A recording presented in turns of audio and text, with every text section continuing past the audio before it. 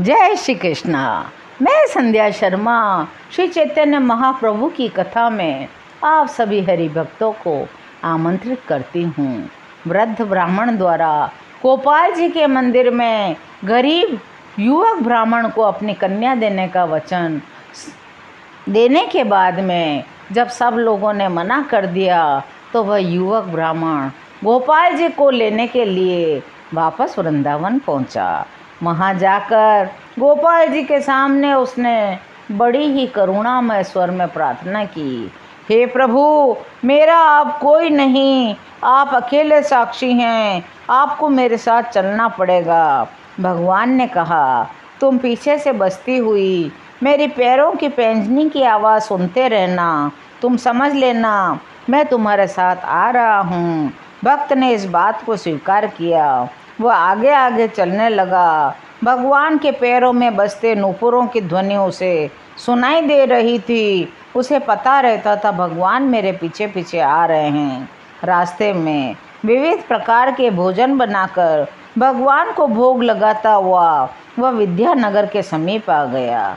नगर के समीप आने पर उससे रहा नहीं गया। उसने मन में सोचा, एक बार देख तो लूँ भगवान मेरे पीछे हैं भी या नहीं। यह सोचकर उसने पीछे दृष्टि घुमाई। भगवान हंसते हुए वहीं खड़े हो गए और प्रसन्नता प्रकट करते हुए बोले, अब मैं यहीं रहूँगा, यहीं से तुम्हारी साक्षी दूंगा, तुम उन लोगों को यहीं बुला लाओ।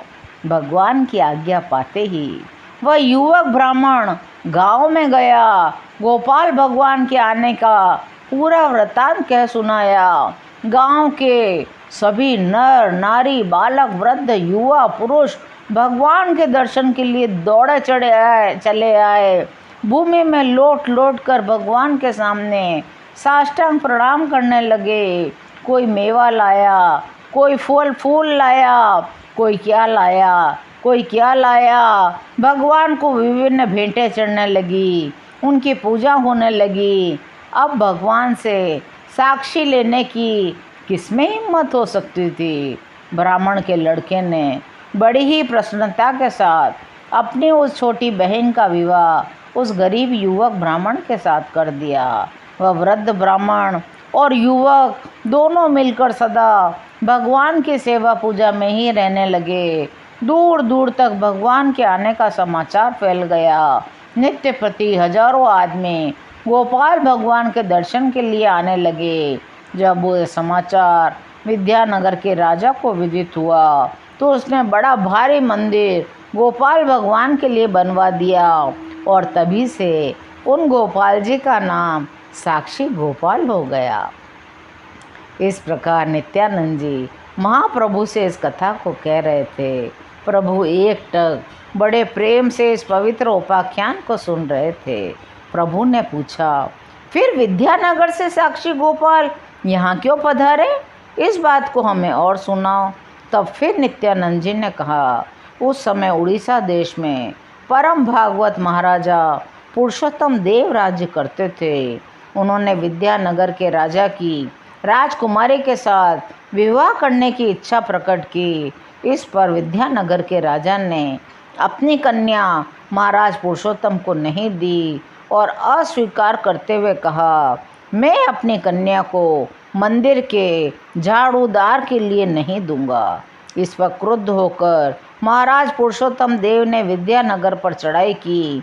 भगवान जगन्नाथ जी की कृपा से विद्यानगर को जीतकर उसे अपने राज्य में मिला लिया और राजकन्या का विवाह भी अपने साथ कर लिया। तभी से महाराज ने साक्षी गोपाल से पुरी पधारने के लिए प्रार्थना की। महाराज के भक्ति भाव से प्रसन्न होकर साक्षी गोपाल भगवान पुरी पधारे और कुछ काल तक जगन्नाथ जी के मंदिर में ही माणिक के सिंहासन पर विराजे। जगन्नाथ जी पुराने थे, ये बेचारे नए ही आए थे, इसलिए दोनों में कुछ प्रेम कलह उत्पन्न हो गया। महाराजा पुरुषोत्तम देव ने दोनों को एक स्थान पर रखना उचित न समझकर अंत में पुरी से 3 कोस की दूरी पर सत्यवादी नामक ग्राम के समीप साक्षी गोपाल भगवान का मंदिर बनवा दिया। तब से ये यहीं विराजमान हैं। इनकी महिमा बड़ी अपार है। एक बार उड़ीसा देश की महारानी इनके दर्शन के लिए पधारी। इनकी मन मोहिनी बांकी झांकी करके महारानी मुग्ध हो गई। उनकी इच्छा हुई, यदि भगवान की नाक छिदी हुई होती तो मैं अपनी नाक का बहुमूल्य मोती भगवान को पहनाती। दूसरे ही दिन महारानी को स्वप्न हुआ, मानो साक्षी गोपाल भगवान सामने खड़े हुए कह रहे हैं, महारानी हम तुम्हारी मनोकामना पूर्ण करेंगे। पुजारियों को तो पता ही नहीं कि हमारी नाक छिदी हुई है। कल तुम ध्यान पूर्वक दिखवाना, हमारी नाक में छिद्र है। तुम सहर्ष अपना मोती पहनाकर अपनी इच्छा पूर्ण कर सकती हो। प्रातः उठते ही महारानी ने यह वृत्तांत महाराज से कहा। महाराज ने उसी समय पुजारियों से भगवान की नाक दिखवाई। सचमुच उसमें छिद्र था।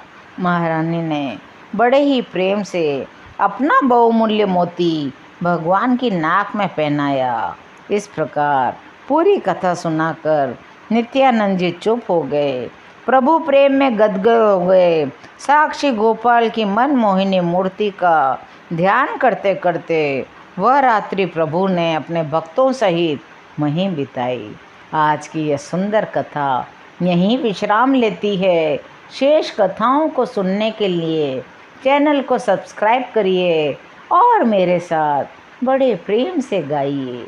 हरे कृष्ण कृष्ण कृष्ण हरे हरे, हरे राम राम राम हरे हरे।